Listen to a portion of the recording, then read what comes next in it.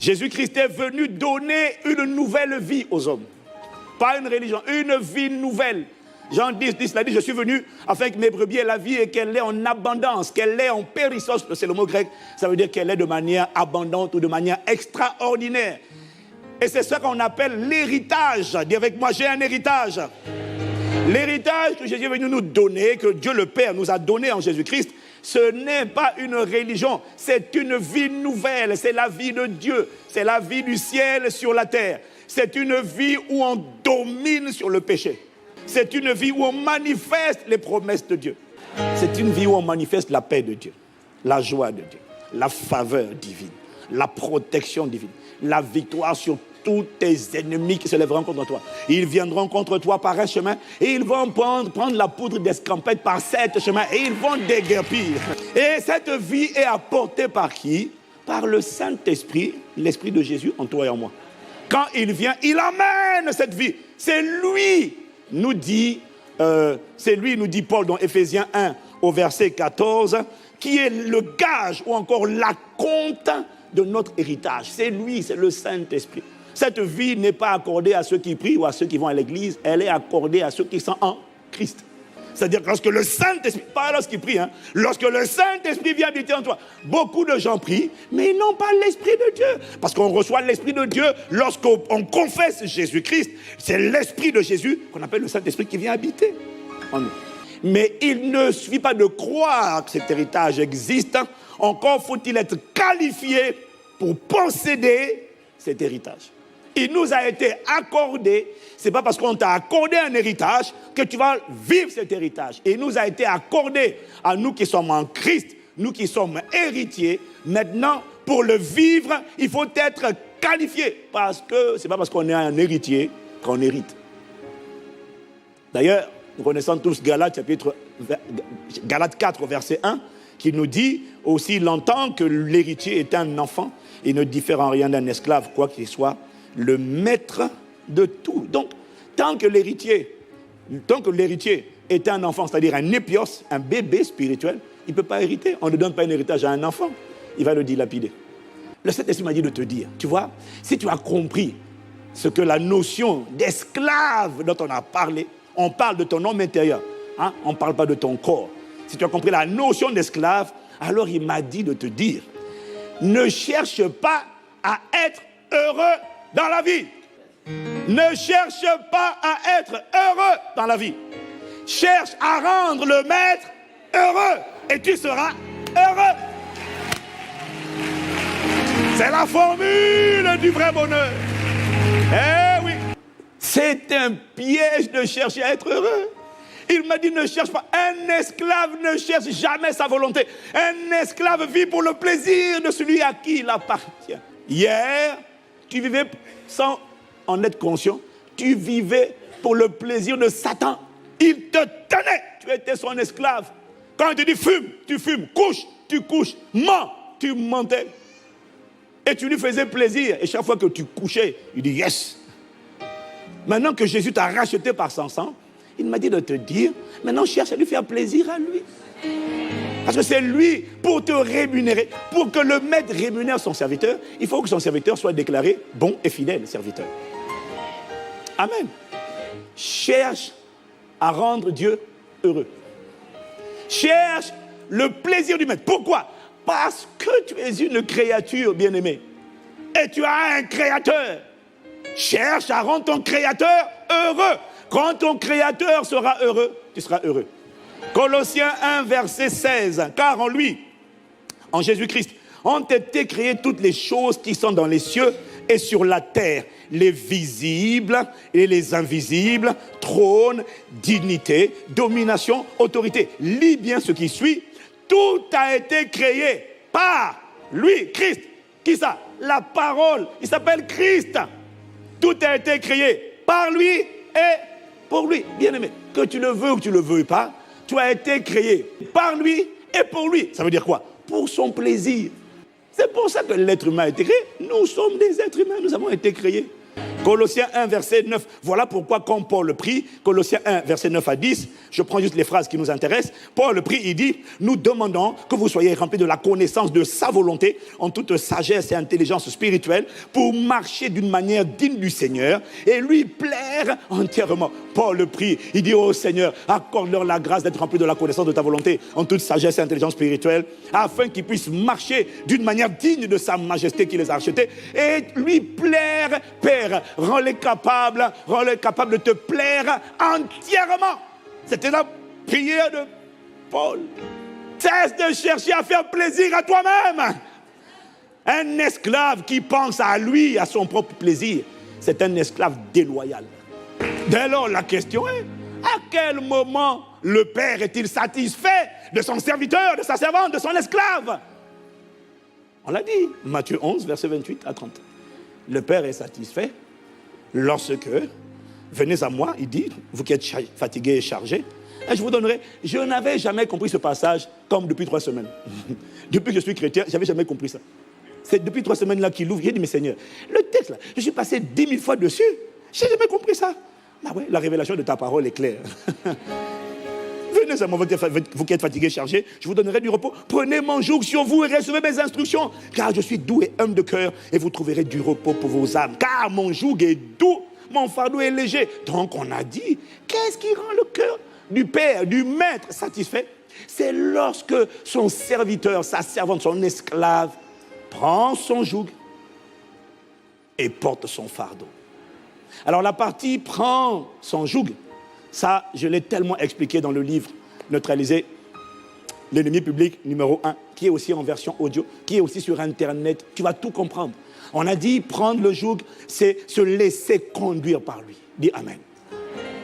Et lorsque tu te laisses conduire par lui, on a dit que l'équivalent de prendre le joug, ça veut dire marcher selon l'esprit. Laisse-moi te conduire. Quand le Saint-Esprit te conduit, il va te faire marcher selon l'esprit. Ça veut dire quoi, marcher selon l'esprit? Ça veut dire, Psaume 23, Psaume 23 au verset 3, il dit, il restaure mon âme. Quand il te conduit, il me conduit dans le sentier de la justice. C'est ça. Quand il te fait marcher, il va te faire marcher sur le sentier de la justice. Mais ça veut dire quoi, Pasteur Ivan? Marcher sur le sentier de la justice. C'est simple. La justice, c'est l'ensemble des lois. Donc, il va me conduire, quand je vais prendre son joug, il va me conduire sur le chemin de l'obéissance à sa parole, à ses instructions, à ses commandements. Wow. Qu'est-ce qui réjouit le cœur du maître? C'est lorsque son esclave prend le joug, il est conduit par lui, et deuxièmement, lorsque l'esclave porte le fardeau. Là, on ne parle pas de physiquement, mais le fardeau dont il parle, c'est une charge. Le fardeau, c'était une charge que devait porter l'esclave. Et oui, il y a une charge, mais Jésus précise, c'est un fardeau qui est léger. Il n'est pas lourd, il n'est pas pesant, il est léger. Et si tu veux savoir, c'est quoi le fardeau de Jésus? On l'a dit, on le redit encore aujourd'hui. C'est simple. Regarde quelle est la seule charge, la seule mission qu'il a donnée à ses disciples juste avant de partir. Ça te révèle quel est son fardeau. Quel est le fardeau de Jésus? Quel est le fardeau du Père? Et on a dit, son fardeau se résume en un mot, ce sont les âmes. Parce que Dieu était un père de famille. Ce sont les âmes, c'est son seul fardeau. Il ne t'en met pas plusieurs, c'est les âmes, ce sont les âmes. Le fardeau, c'est Matthieu 28, verset 18. C'est allez, faites de toutes les nations des disciples. Baptisez le nom du Père, du Fils, du Saint-Esprit, mais ce n'est pas fini. Et enseignez-leur à observer ce que je vous ai prescrit. Le fardeau, c'est aller annoncer l'évangile afin que les âmes perdues reviennent à la maison. Mais quand elles sont revenues, toutes les âmes qui sont revenues ne doivent pas juste être revenues, non. Il faut qu'elles apprennent à observer ce que Jésus a prescrit. Donc, le fardeau, c'est pas seulement aller évangéliser et amener les gens à venir à Jésus. Non, le fardeau, c'est amener ces âmes-là à demeurer dans sa parole, à serrer sa parole contre leur cœur afin de ne plus pécher contre lui. Si les âmes qui sont devenues des croyants, qui sont nés de nouveau, ne sont pas des disciples, ils peuvent être croyants, mais Satan est toujours leur maître. Et il va continuer de les affliger. Donc, bien aimé, le disciple de Jésus, ce n'est pas celui qui croit en Jésus. Le disciple de Jésus, c'est celui qui demeure dans ce que Jésus a dit, qui demeure dans l'obéissance à ce que Jésus a dit. Advienne que pourra, quels que soient les vents et les tempêtes de la vie, le disciple, c'est celui qui a prêté allégeance à l'agneau de Dieu. Quand Jésus a parlé dans les Écritures, il se met au garde à vous. Lui, c'est le disciple. Il demeure dans la parole. Il demeure dans la parole. Le disciple, quel que soit ce qui se passe à l'extérieur, il demeure ferme dans la foi. Tu vois, le disciple est un peu comme l'esclave. Tu sais, quand on parle d'esclave, c'est une attitude de cœur que Dieu veut que tu aies. L'esclave sert son maître. Le disciple aussi vit pour servir. Il suit et il sert son maître. La différence avec le disciple, c'est qu'à force de servir son maître, il finit par ressembler exactement à son maître. Tu vois, je suis content d'avoir un cœur d'esclave, mais en même temps être disciple de Jésus. Parce qu'il dit, le disciple n'est pas plus grand que le maître, mais tout disciple accompli sera comme son maître. Bien-aimé, c'est le but initial de Dieu. Lorsqu'il a dit, faisons l'homme à notre image, à notre ressemblance, le but initial, c'est l'image de Dieu en l'homme. Porter le fardeau, ce n'est pas juste prêcher l'évangile, c'est emmener chaque âme gagnée à finir par ressembler à Christ. Pourquoi? Parce que 2 Corinthiens 4, verset 4 te dit que Christ est l'image de Dieu. Colossiens 1, verset 15 te dit que Christ est l'image du Dieu invisible. Et que l'image de Dieu, ça nous rappelle, ça nous ramène au commencement. Faisons l'homme à notre image. La mission véritable, c'est déployer les efforts nécessaires qui permettent de ramener les âmes perdues à la maison. Ça, c'est un. Mais quand elles sont revenues, il faut déployer encore des efforts, investir du temps pour que chaque âme gagnée, commencer par toi-même, et ceux qui viendront après toi, deviennent adultes, deviennent matures, deviennent affermis, c'est-à-dire établis, deviennent fortes et deviennent inébranlables. Ça, c'est le but. Ça. Tu trouveras ça dans 1 Pierre 5 au verset 10. Porter le fardeau dès lors va nous emmener à prier pour ceux qui ne connaissent pas encore Dieu, mais également à prier pour ceux qui sont revenus à la maison, afin qu'ils soient fermes, établis, inébranlables dans la foi. Porter le fardeau va également nous emmener à tisser des relations, à créer des passerelles, à créer des ponts, à connecter, à rencontrer toutes les personnes qui ont accepté Jésus et à les accompagner dans leur marche dans la foi comme étant des aînés, des grands frères, des grandes sœurs. Si tu as reçu Jésus avant ces personnes-là, il va falloir les prendre, les accompagner, connecter avec eux. Est-ce que tu sais que dans la ville où tu habites, il y a des personnes qui ont accepté Jésus depuis le début de l'année, qui n'ont pas de rapport avec d'autres personnes?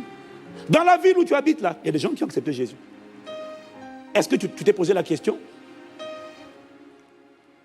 Tu pourrais te rendre utile, tu pourrais aider, même contribuer à les affermir, même contribuer à les encourager, même contribuer à leur dire, est-ce qu'on se retrouve? Tiens, on va aller à l'église ensemble. Mais non. Quelqu'un va s'en occuper. Je m'occupe de moi.